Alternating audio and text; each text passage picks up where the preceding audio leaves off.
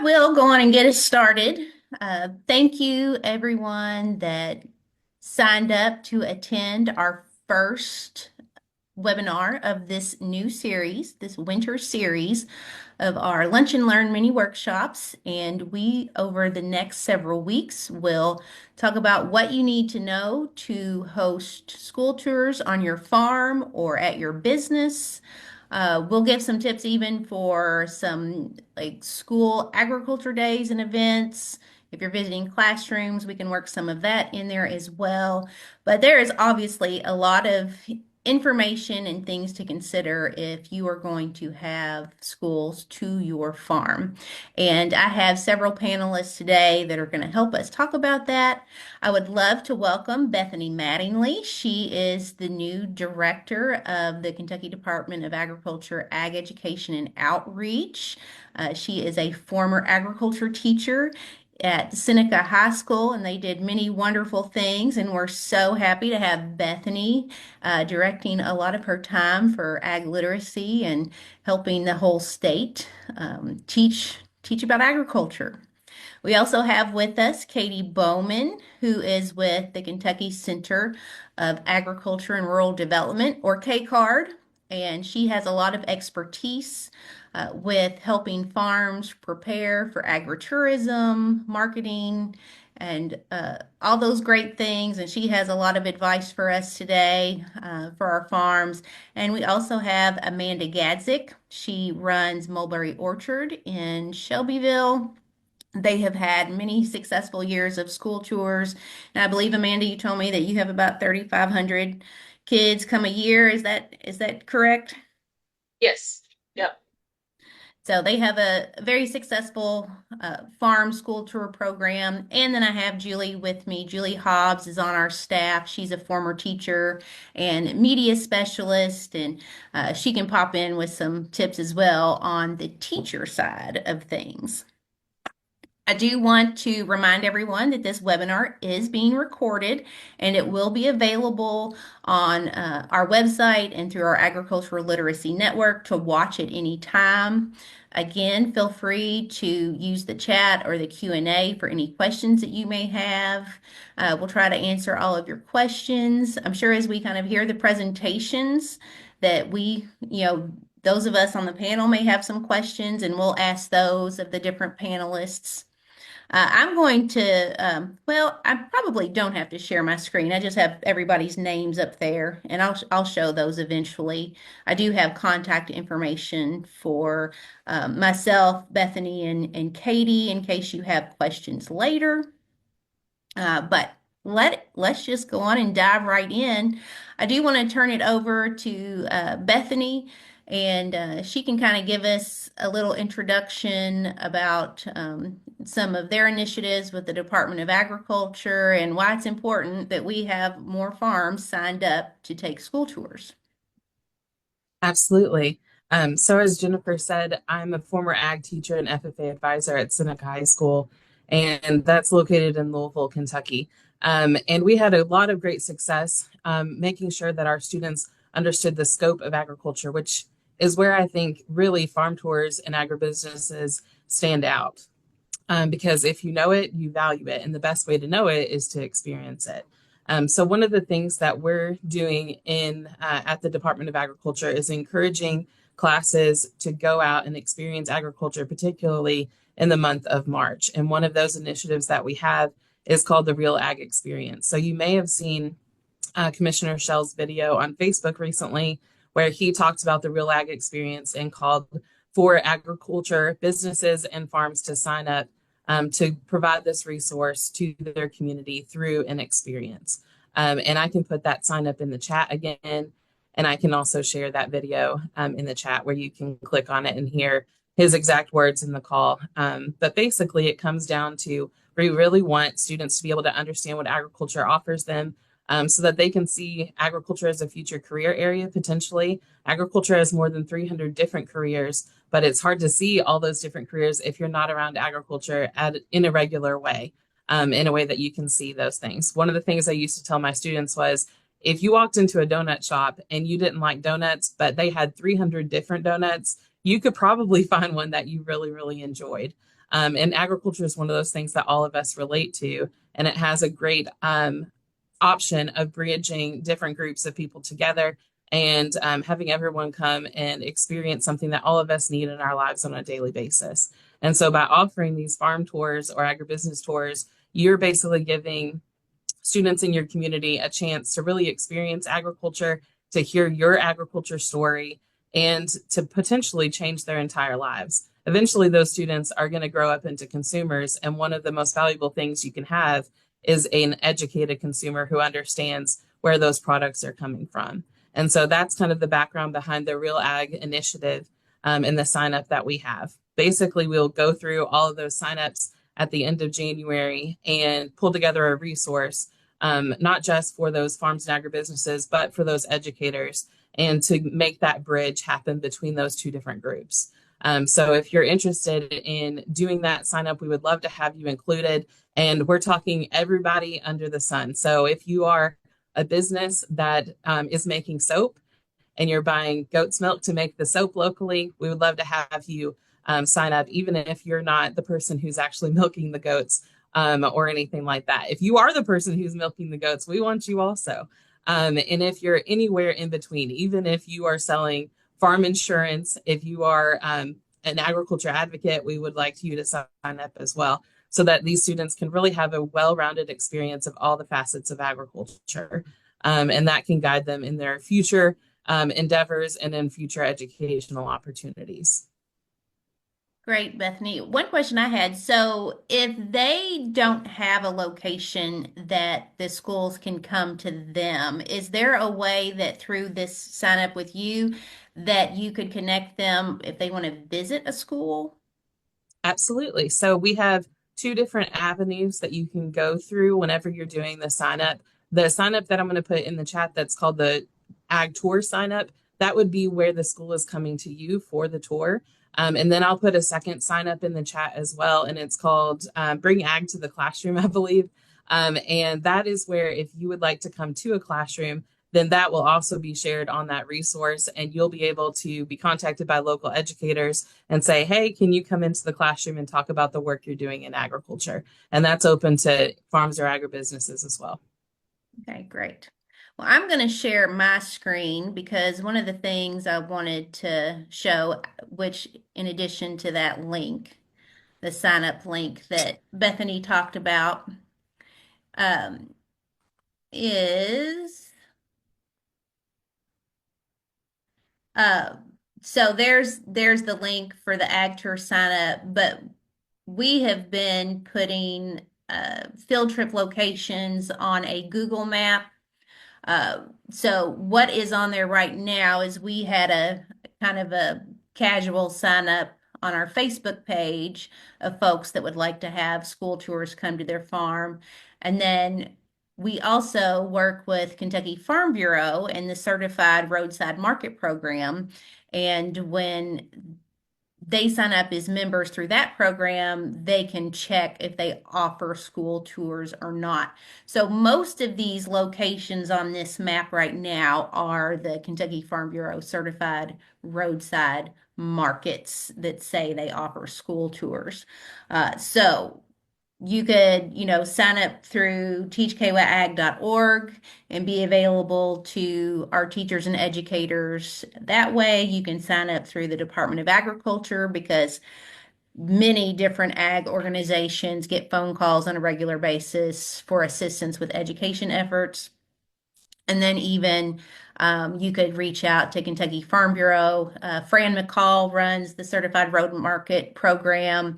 If a farm's not already involved in that, I know there are many resources available to those farms in addition to what we're going to talk about today. So I just encourage you to help you get the word out if you're willing to host schools at your farm. So I would now like to introduce Katie with K-Card, who is going to talk about a lot of the specifics, things you need to consider when you're going to have a school on your farm. Thank you, Jennifer. I'm going to go on and share my screen real quick. So we can get started. I've created a presentation. I'm going to go through it a little bit quickly, so just kind of bear with me, but I'm going to explain every piece of it. The biggest thing with hosting schools on your farm is to make sure that you are prepared in for anything and everything all at once. So the first part of kind of hosting schools is permits and compliance. So if your farm is zoned agricultural land, um, sometimes depending on where you're located in your county, in your city, in your jurisdiction, you might have to get a conditional use permit. What that means is that allows you to host events, which a school visit can be considered an event depending on where you're at. So if that's a conversation that you've not had with somebody, if you've never hosted an event on your farm, talk to your planning and zoning office.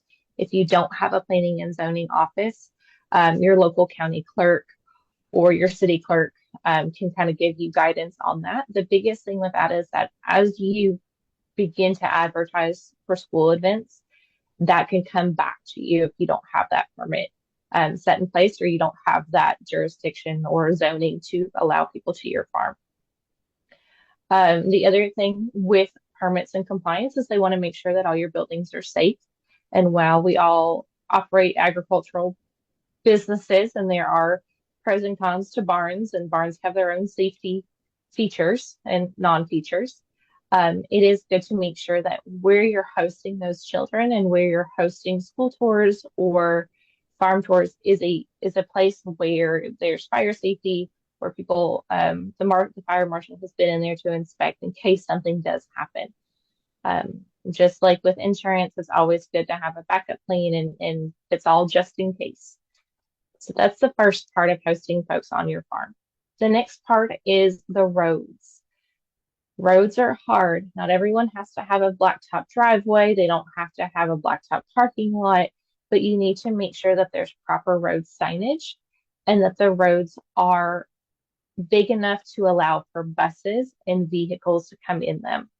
And then allow for turnaround too. You don't want buses driving into the middle of your field to turn around and then get stuck and you're pulling out the tractor and your neighbor and everybody to pull this bus out. And while the kids are having a grand time because they think it's really cool, the parents and the school teachers and the superintendent are not nearly as excited about it. I can promise you that. So making sure that there is all of those pieces involved and you're graveling, you're putting gravel down where there needs to be gravel, you're addressing any issues with narrow bridges or weight limits if you have a bridge that goes into your farm. And then you have folks out there directing traffic, whether it's you or your staff or any other farm workers. They can be able to direct traffic in and out, especially if you're having school tours during busy days. During your fall festivals or during some larger months during the summer, if you have a lot of people coming out to your farm to purchase products individually, making sure that that traffic flow is good. The next piece is safe and efficient parking. This kind of goes along with traffic flow, is you want to make sure that where those students are being dropped off is a place that is safe for them to get off. They're not getting off in a path of a tractor. They're not getting off into the path of other traffic coming in and out of the farm. They're not getting dropped off where you accept deliveries, because if delivery drivers are there, they're focused on their job. And that you have those designated pickup and drop off space, because once that field trip is over, they're gonna group into that one area, and you might have 50, 60, 100 kids in one location that are being corralled. And we all know corralling kids is like herding cats sometimes. So making sure that you have that adequate space for it. And then if you are offering school tours that are in the afternoon, especially during the colder months, make sure that you have some lighting available.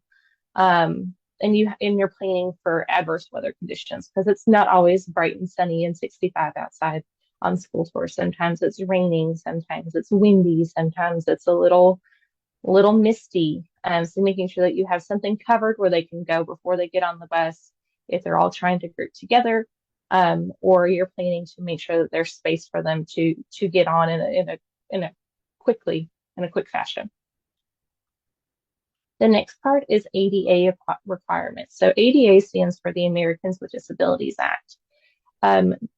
Farms and agricultural businesses have a little bit more, I want to say leniency, but there is a little bit more gray area when it comes to ADA compliance since they understand it is a working farm.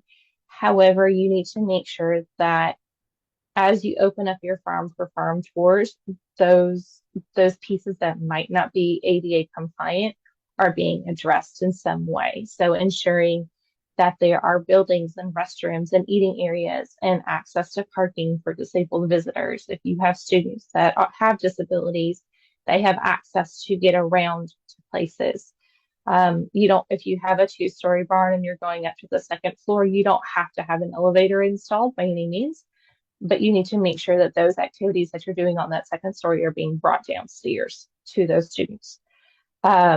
Making sure that you have restrooms appropriate size or you're getting porta potties the appropriate size, that you have walkways that they can utilize and get in and out of buildings on if it's a step up or step down.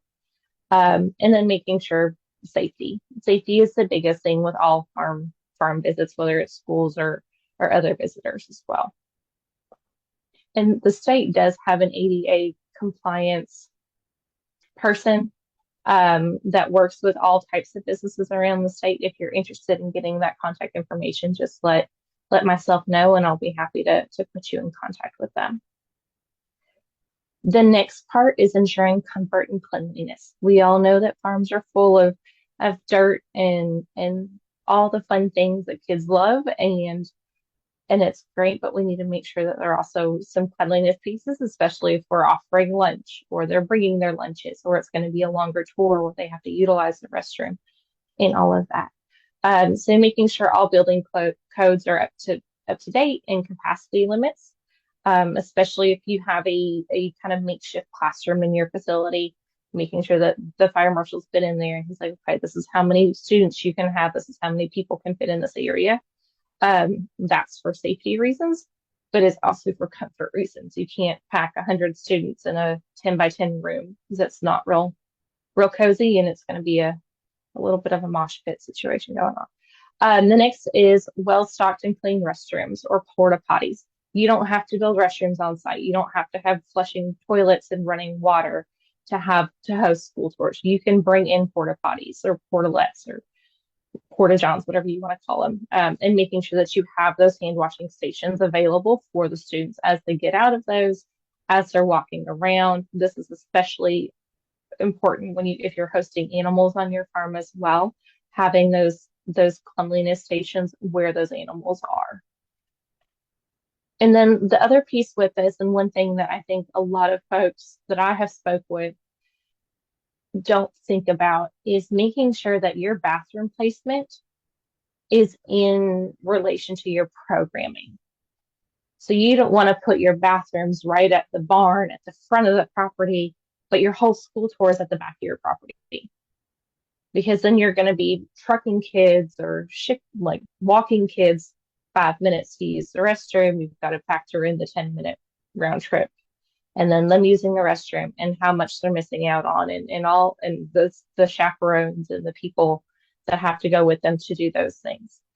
So making sure you don't have to put your bathrooms right next to your classrooms or to your class areas, but making sure that they are in relation to one another, and you're adding in appropriate steps to utilize the restroom throughout the day. The next part is safety. So safety is a huge concern with any visitor, especially with children. I have 2 elementary school age boys, and I have never seen people get hurt over the smallest things. So making sure that you are thinking through every possible scenario, and that's challenging. But your insurance agent can help you kind of come up with some of those safety pieces, talking to the superintendent, talking with your emergency response, emergency management services within the county on a more large scale, but even the smaller broken bones, sliding down slides, making sure that you have those emergency management pieces. So if someone does get stung by a bee, you know what to do. If someone does break an arm sliding down a slide or they fall off a ladder, you have those pieces in place so you're not scrambling.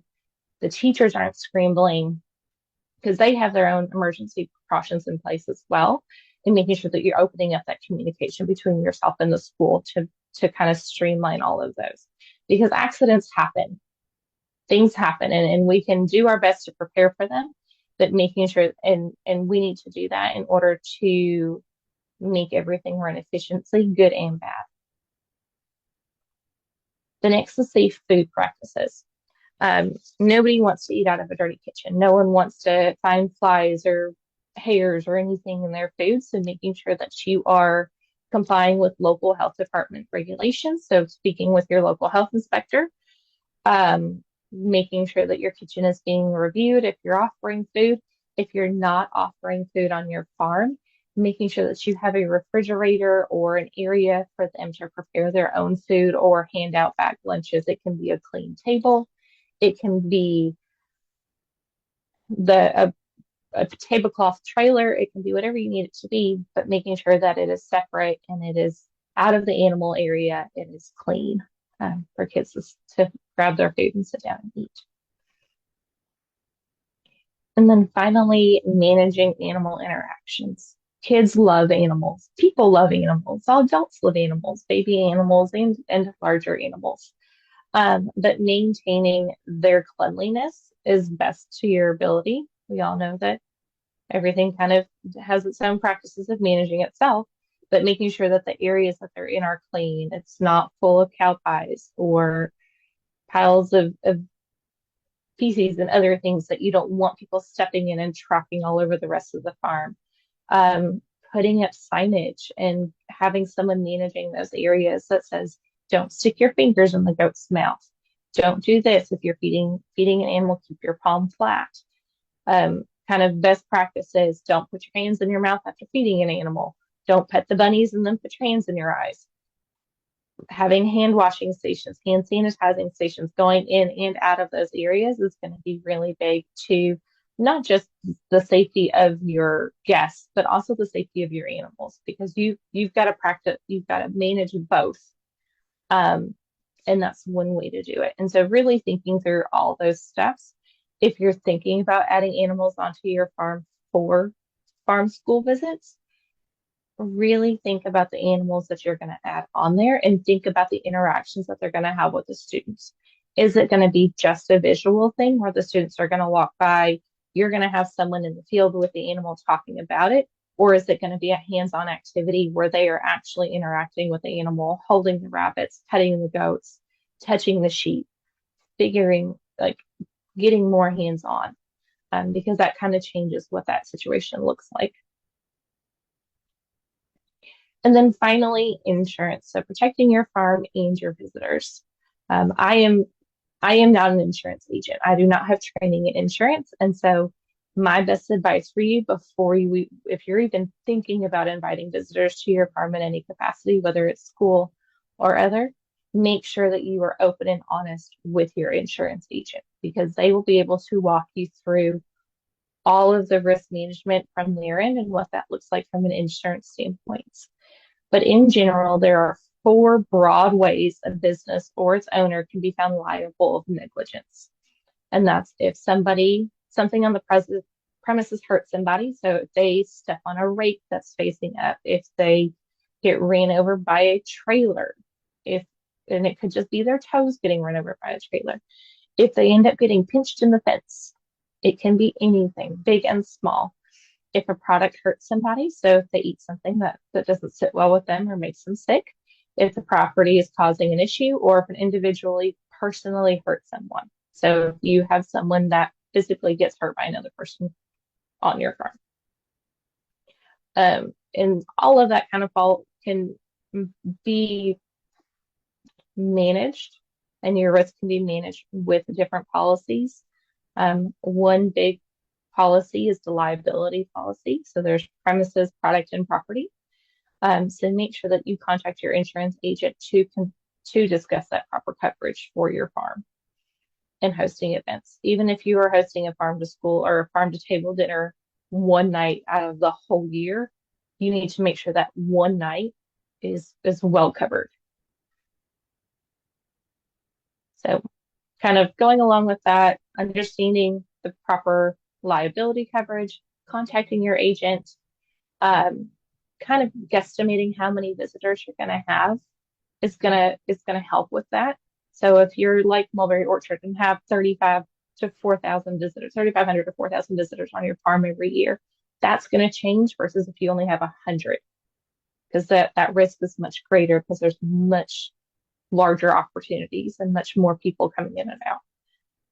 And then making sure that you're putting up the signage, you're putting up those precautions, you're training your staff is a big one on school visits and what to expect and what not to expect. So kind of getting started, talk about as we kind of recover everything, review zoning and permit requirements, conduct safety and accessibility assessments that walk around your farm, think through this can hurt somebody, this can hurt somebody, make notes, have someone with you, have them take notes, and then go through and put up the proper signage, put in the proper barriers, retool your school tour. So if you're going through an area that you walk through and you're like, there's 5 gates here that hold animals back, and if these children were to open up these gates, we would just have a flood of animals, and that would be catastrophic to everybody. Take them somewhere else. Just find a different route, find a different path. Develop a comprehensive plan for parking, signage, and emergency response, making sure that you are determining what those emergencies are and the proper plans for them, whether it's a minor scrape, a broken bone, a major injury, or a natural disaster. And then partner with local agencies and talking with your insurance about compliance and support and insurance. And that's it. I know I went through that really quickly. I can send out my slides, and as always, I'm here if you have any questions as well. Yeah, thank you so much, Katie. I also want to kind of bring in Amanda for specific questions. I also would like to give her an opportunity of what she thinks makes successful school farm tours and a school trip program. Julie, it's like I'm thinking from your perspective, someone that has, been on the school side and set up field trips with farms or different locations, managing the children, what things that you think makes a good experience or, a poor experience. I'd love to, hear that as well. But one thing in your presentation, Katie, that I have had trouble finding is there a standard number of toilets or kind of portalets per number of people? I think at one point I saw one per 200 and then another one maybe one per 100, and I'm like, because 200 seems kind of big. Yeah, generally I suggest one per 50 to 75 people. And those are adults. So you also have to factor in that children use the use the potty a lot more often than adults do. And so so think through the number of people that you're letting through, especially if you're just doing school tours at a time. And if your school groups are 100 kids, then you could probably get by with 2. If your school groups are 150 or 175, you might want to get 3 or 4. One, so you have extras in case teachers need to use it as well as students, because they're going to have to, or if you've just got a lot of younger students as well. Do you have any Some- advice on that, Amanda? I was gonna say something else to keep in mind when you're thinking about porta potties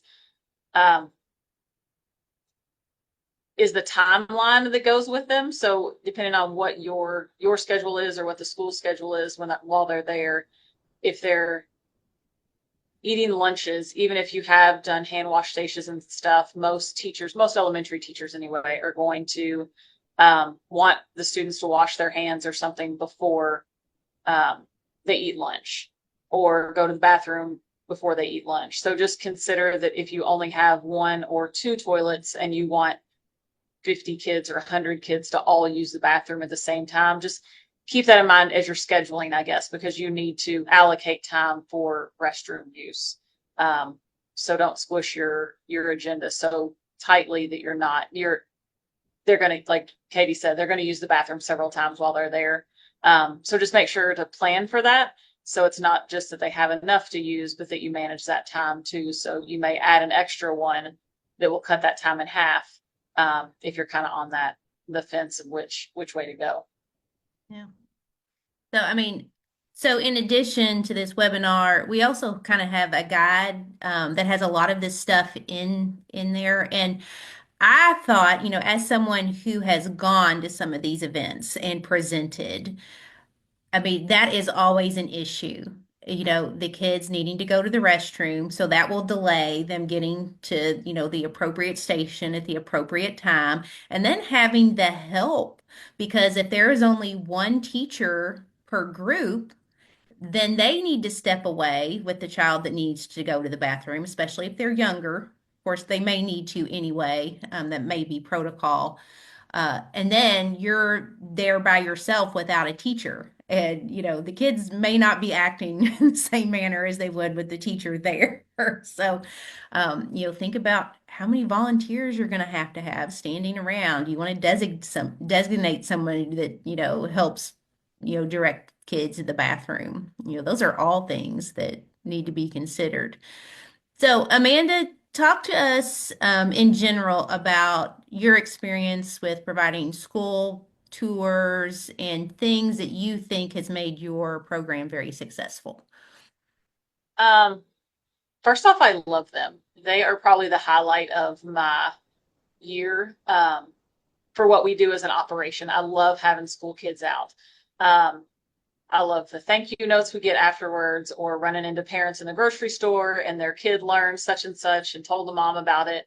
Um, and somebody was talking about earlier about, I think it was Bethany, talking about those kids are going to be consumers one day. So trying to educate them where their food comes from. We pride ourselves in trying to keep an educational school tour, so we could run a lot more kids through and, pick a pumpkin, play on the playground, here you go. But we really enjoy, and I think that teachers value coming out and learning about the apples and seeing them grow, and talking about pollination and the importance of bees, and, seeing little bits of how food gets to the grocery. So I enjoy that educational portion of it. I think anybody that's trying to have kids to their farm, keep in mind your age group and be very aware of that going into it. Whether they are kindergartners or high schoolers, they like to keep moving. They have short attention spans. So trying to keep that in mind as far as keeping it educational, but also fun to keep them moving. Our little kids, we're reading a storybook to them to get them thinking about orchards and farms, but then they're also standing up and, picking and twisting and pushing up and picking an apple. So they get to have some activity with it.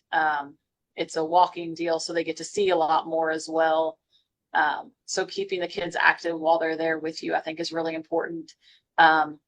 Good communication for the teachers, especially if they've never been to your farm. Make sure you're communicating how it's going to look, a nice timeline for them, so that everybody's on the same page and not surprised when you get there that their expectations were different than yours. So making sure that they're getting out of the day what they thought too, so that hopefully they'll come back and they'll tell other teachers and they'll want to come to your farm too. So yeah, school tours, I enjoy having them. I'm happy to talk with any other farms that are wanting to start this up afterwards as well. I know you said you'd had your contact information and stuff. I'm happy for people to reach out to me if they have specific questions. Something we were talking about, I think Katie mentioned it, but as far as food and samples and stuff like that, that's something to keep in mind. We do samples sometimes, but we also have a commercial kitchen. When someone comes to your produce farm, it's easy to hand out apples or cherry tomatoes or something like that, but just keep in mind food safety concerns are important for kids, and allergies and things like that. So keeping all of that in mind if you are having people out to your farm is important too. Yeah, I'm trying to think of other things offhand, but Well, I mean, in general, you have questions or? I'm interested in learning. Do you see requests from specific grade levels more than others because it tends to, connect more with what they're learning in class anyway? For us, we have typically, we have a lot of, I would say pre-K, kindergarten, first and second, probably. Just from having young kids myself, it seems like our school system and others, once they get into third, fourth, fifth grade, they are going to plays or state parks, different things like that. So I feel like we have younger kids, and then we also have high school kids. Both give their own challenges and educational opportunities. Our high school groups are more so just looking for team development, getting out, but also talking about, careers in ag and seeing different things too. Whereas the little ones, it's more about where their food comes from. Like I said, pollination is a big one for us as well. We've got beef cattle and grain crops, so we can talk about all the things while they're here. But for us, we try to focus on the younger kids, also just with our agri-tours and the playground part. That's probably more geared towards that elementary age. So for us, that's kind of what we built ours on. And we have a wait list every year, so I haven't reached out to try to get that little bit older one. And our county does some activities for middle school, like an Ag and U Day. So I think those middle school kids are getting that ag experience a little bit more for that as well. Yeah. Well, something that Bethany had mentioned earlier that brought to mind, as far as, the careers that are available in agriculture, someone shared that they read recently that kids need exposure to careers probably by third grade to consider it. So getting those younger grades to the farm is really, really important. And showing them the possibility that this is even, an option for them in the future, knowing that there are farms, in their community, that need people and bodies to make them work is super, super important. So I appreciate everything that you've provided, Amanda. So let's now talk on the teacher and the administrator side of things. So, Julie, what makes a good field trip and what do So, farms need to keep whether in it's mind? going to a field trip or if you're having people come into your classroom, the thing that people people forget that talking to children is different than talking to adults. Like you might have a wealth of knowledge, but you have to present it in a way that you can't just lecture. You can't just stand there and talk to kids. So there's nothing worse than going on a field trip and thinking you're going to experience things and then just have someone talk at you the whole time. We're very tactile people, and children are even more so. So anything that they can touch, feel, participate in, um, if you put farm animals in front of me and tell me don't touch, you, and that's an adult. You do that to children, and it's like you've just ruined their day. So if you're worried about when Katie was going through her presentation about the safety and things, if you have farm animals and you're not comfortable with kids touching them, even just having something they can pass around that's like this is what their hair feels like, or this is how you groom a horse, here's the things but something that they can touch and put in their hands and feel, or an activity that they can do. So when Amanda said they're not just learning about apples, like they're getting to pick and pull. It's a kinesthetic type of thing that it really helps with that learning.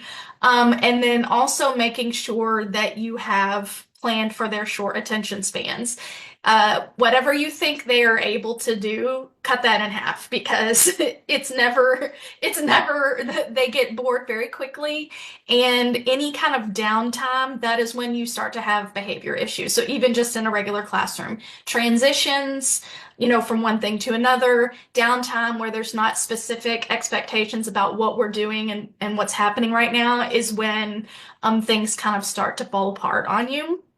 I think as far as planning the field trip, from a teacher's perspective, when you're talking to a farm, we have certain guidelines of the amount of like chaperones and things that we have to have. But coming from a farm, I would just be very honest and say you need to bring at least X number of people. If that's more than what the school or the state recommends or your district, but that's what's going to make it successful for you, just let them know that you need to bring these people. And if you're not able to, it's great if your farm has volunteers that can help out, but if not, let the school know this is how many people need to come, or it's not going to be a safe and successful environment for you to have the field trip.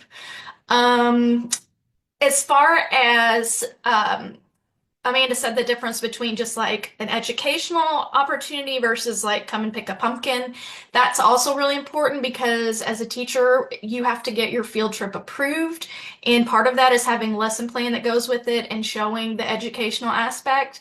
Unfortunately, just experiencing of things going on a farm and picking a pumpkin, as much as we all know that that's still an educational opportunity, it wouldn't be considered that for teaching purposes. You have to show the standards that you're meeting, the lesson that they're going to be learning, or they'll turn it back to you and say, no, you can't miss classroom time for this.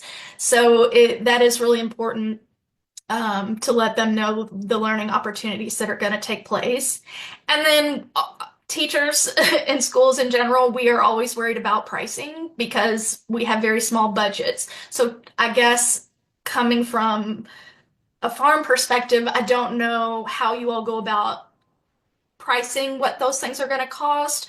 If there's opportunities, sometimes we can get grants from different places that will help cover things, but just sort of the cost aspect of that, because on top of the cost of going on the field trip of what the farm is charging, then we have, buses and things like that, to consider.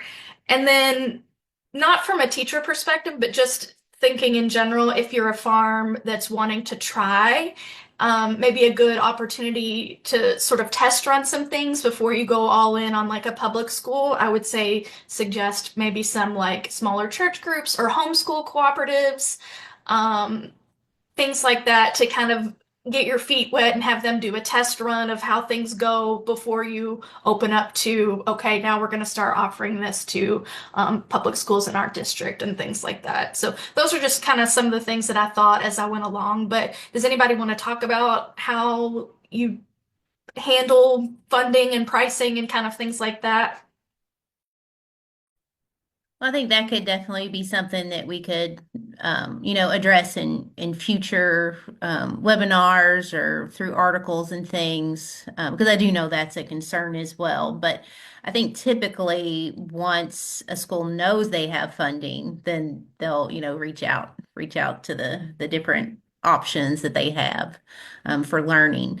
But I know, so each webinar that we're going to have after this is going to focus purely on the types of lessons and activities that meet academic standards for the different grade levels. And of course, when we're talking about pre-K and kindergarten, it's very, hands-on and tactile and, making sure that is what you're doing. But we want to be able to give farms kind of a list of activities that we know are things that they're going to be doing in the classroom, whether that's for science or social studies. Of course, we know those are the easy things that are connected to agriculture, but how could we work in the literacy component? So Amanda reading a book is, a great way to do that.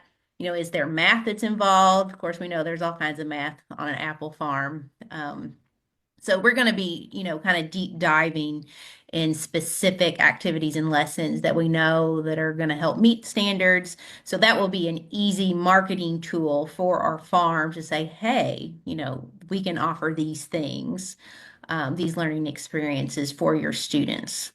I was gonna say, to piggyback on that real quick, Jennifer, that's something that I think is important when you're planning with your teachers. Like, we send that educational stuff to them, whether it's links to all the amazing resources that you guys have that are specific to them, or like for us, since we grow apples, the U.S. Apple Association has really good educational activities out there as well that are separated into like pre-K to third and then fourth to sixth that we can share with those teachers too. And not just doing that afterwards, but doing it beforehand for the teachers too, so they can kind of get the students prepared also, or have it to use afterwards.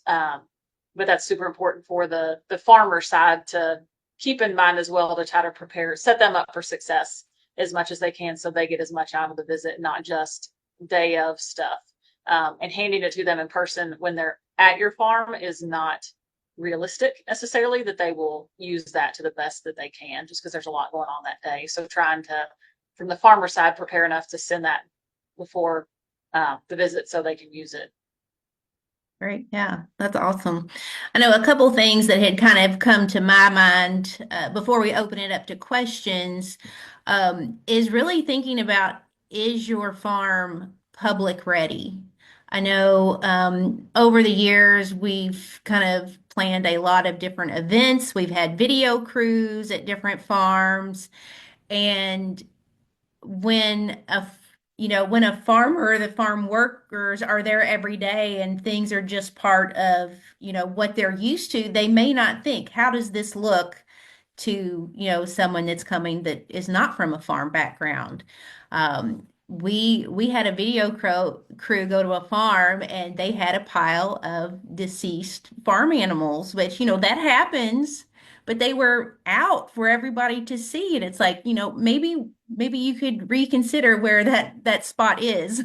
And not kind of out in the open for everybody. Or, what types of, crop protection products that, could be used on the farm. Do you want those out in the open? One that could be a safety risk, but also, if you're not addressing, those things specifically and talking about those things, it could, raise a lot of questions for people.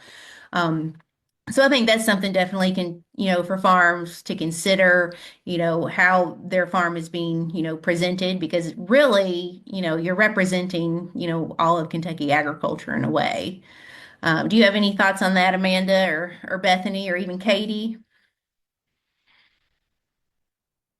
Kind of like somebody said, or you said as well, but if you're in it every day, you don't see the things like the pile of dead animals or, the nail that's sticking out on that one post that nobody gets hung on anymore because it's there. But if you have 50 kids in there, somebody's going to hurt themselves. So it's seeing that stuff and planning for it and, like we said, put a sign in it, whatever, but making sure that you're ready. And sometimes that is bringing in someone from the outside before your tour and that's not typically on your farm to give you some advice. And whether that is, your insurance agent or something like that would come in and just walk through the area and kind of do a run through with them might be beneficial. We started in an old dairy barn that had concrete that was uneven and short ceilings and things like that. But there were definitely struggles that we had then and still had, elementary kids coming through that we quickly saw, okay, we need to do things a little bit different. And depending on where you're at and what your goals are for growth, that's going to change whether this is just a one-time deal because they asked or something that I really want to focus my business on. But don't underestimate, like Katie said early on, don't underestimate how much trouble kids can get into pretty quick. And if one starts poking on something, everybody else is going to start poking on it too. So I would say going along with that, if before you start, you might even just invite a school and say, hey, would a group of your teachers like to come out and walk the farm with me? And we can kind of talk together about places that you see could be an issue, things that you see that could be educational opportunities that we hadn't thought of. I could think of some schools I've worked at where principals would schedule, they would say, yes, we can do that during a faculty meeting because that would be a good partnership to get, both things going. Or it might be something they could do in the summer to kind of help you get prepared, knowing that then they will be able to come to you that year or something like that. So yeah, teachers will see a lot of stuff from their perspective that maybe farm people wouldn't see, from their perspective and vice versa. So that could be a good partnership there. I think Amanda made a really good point. You have to think about what it is that your farm or agribusiness is looking to for the future. Is this a service you're trying to give to your local school once a year, or a grade or a class? Is this something that is in your farm business plan where you're hoping to offer this multiple times throughout the year? And I think you have to take that lens into perspective to guide where it is you're going with this. So if you're signing up for any of these school tours, whether it's through KDA or throughout the entire year, it's through the Real Ag Experience or just working with your local teachers.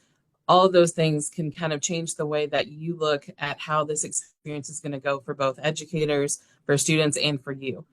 So across the board, there's a lot of different ways you can look at how you can incorporate educational opportunities on your farm, and each of those different ways can look different for you and what's going to be best for your farm or agribusiness. One of the things that we're going to offer at KDA is a website update in February specifically for the Real Ag Experience. So it'll have resources for educators, it'll have resources for agribusinesses and farms, and it'll help build those stepping stones along the way for those of you, especially who are doing this for the first time and hoping to offer an educational experience just locally to your students, maybe once a year. And then, of course, KDA has resources as well if you're looking to go more in depth and offer agritourism throughout the year. And there's lots of different ways that you can expand this if you decide that's the right path for you and your farm. Great. I love all the input and questions and just thinking about, things that we may consider. So when we start to, follow up with, resources and things, in addition to farm tours, I know there are many schools and farm bureaus, county farm bureau offices, extension offices that plan kind of an agriculture day. So that could be at a school, which is probably the easiest situation because then you don't have to deal with the transportation. Or it could be very similar to the Shelby County Ag and U Day, where they're busing the kids to the county fairgrounds, and they're feeding them, and they have different, different stations that they're moving through. So we have some guidelines for those as well, and those really came from those of us who have, been on the presenter side of things and some of the issues that makes it a great experience for a presenter or a not so great experience. So like the number of kids in your group size, that is huge. Whether they're sitting or standing. If they're standing and you've got a classroom of 25 to 30, not everybody's going to be able to see what you have on your table or what's in front of them. So only the kids that are kind of right in front of your table are going to be listening and engaged, and everybody else is going to be kind of doing their own thing. Thinking about like how close together, each of the stations are. If you're having to not only talk over, you've got some acoustic issues depending on what kind of building that you're in, but if the next station on either side of you is within 20 feet, you're having to talk over the other presenters. I've lost my voice pretty quickly, especially if you're having to give, the same talk, every 10 minutes, 15 times a day. It can wear on you really quick. So, we'd encourage, any type of event planner to, kind of think about those things, whether or not it's inside or outside. So if it is an outside experience, do you have shade for the presenters? If they're going to be out there for 4 to 5 hours, do they need to prepare for the weather? Are you gonna, provide them water? That's always very well appreciated. Are you gonna feed them? Do they get periodic breaks? Just making sure that you don't have such a tight schedule that, they can't rest their voices. And if that is the case, encourage them to bring a team member so, they can kind of share the talking part of this. There are some agriculture days that it's like you look forward to every single year because the planners have everything figured out from break times to this is what the volunteers and the presenters get to eat. We're going to feed you as well. There's spots, in the agenda where you can kind of rest for a minute. And then sometimes you would get the phone call that you dreaded every year, and it's like, please don't make me come to this one. Just because, a lot of the things that, I kind of talked about. So any last thoughts from anybody? I didn't see any questions from our participants that needed to be answered. Just didn't know if you had any last thoughts the last couple minutes. I do want to thank you all so much for joining us. I will share kind of the contact info, and I'm going to type in Amanda's real quick. I always have to think about how to spell your last name, Amanda. I think one thing just to remember if you're a farm or an agribusiness starting out wanting to do this is it can seem very overwhelming, but from a teacher's perspective, it can be big or all the way, whatever you're willing to do, we appreciate. So you do not have to host hundreds of farm kids a year. If you want to go and talk to one classroom, one second grade classroom, and just do it, one little activity with them, we're very appreciative of any outside, um, you know, expertise that we can get. So don't let the overwhelmingness that make you think, well, I don't want to do this at all. And then know along this panel here, there's and more, there's so many people to help you with that sort of overwhelming feeling, especially with Bethany and the push now for the big more what's it would you say it is ag and everyone ag or ag for Real everyone? ag. The real ag The real, experience. yeah. So there's more opportunities for help and support than ever. So if it's even something you're interested in a little bit, to not be scared of it. To play off of what Julie, Julie is saying, one of the things that I learned in my time in FFA, which was, just a little while ago, was one of the leadership workshops we had was, if not you, then who was the theme behind that. And so as agriculturalists in our industry, it's really important to think about the future and what kind of experiences we can ensure that students are going to know and be able to have, because if they have those experiences and they have an understanding of what agriculture is, that means they're going to value it for the future, and that's good for all of us. Yeah, I well, think on a business support side as well, just making sure that you have a plan in place, whether it's planning out kind of a rough outline of curriculum, planning the route that your kids are going to take as they come visit the farm, planning how it fits into your farm's vision and business plan and mission and goals as a whole. All of that's going to be really important to not just how you run it, but how successful it's going to be in the long run and how financially viable it's going to be for you. For sure. I agree with, everything that was said. It is important to make a plan and kind of figure out what your goals are versus what you're willing to handle, and what the schools are looking for. And, like I said earlier, I'm happy to give any advice. There are lots and lots of kids that need to get to the farms. So I'm more than happy to share, any experiences that we've had, good, bad, and ugly. And, a couple just tiny things to mention as well. I know somebody mentioned homeschool co-ops. Those are huge post-COVID. We've got some that are 200 kids that are all homeschool kids. Or you've got some that are just families with, a mom and her couple of kids that she's wanting to come out. So it's important not to discount those. They're definitely looking for experiences.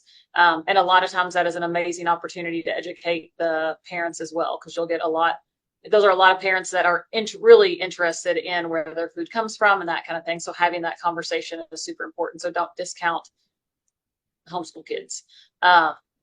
Ticketing apps are also something to keep in mind. I know you said may talk about that stuff, more in detail later, but there are free ticketing apps out there that you can just do for a one-time event, that make it much easier to handle, especially with homeschool co-ops. Trying to get signups and payment and stuff like that can seem overwhelming, but there are definitely things out there, resources for whatever you're trying to do. And like I said, don't try recreating the wheel. There's obvious here tons of great opportunities, people that have been doing it and helping people do it for years. So don't be afraid to reach out if it's something you're wanting to do. To try to answer that call. So thank you guys for putting this on. no, great. Thank you all for participating today. Thank you, panelists, for all the great information. Thank you, those of us that joined us live. Again, we'll have a recording of this and all of our kind of resource materials available through the teachkentuckyag.org website, and I'm sure they'll probably be in other places as well for you all to access. So thank you again, everybody, and join us next week when we talk about preschool activities and lessons. So thank you so much.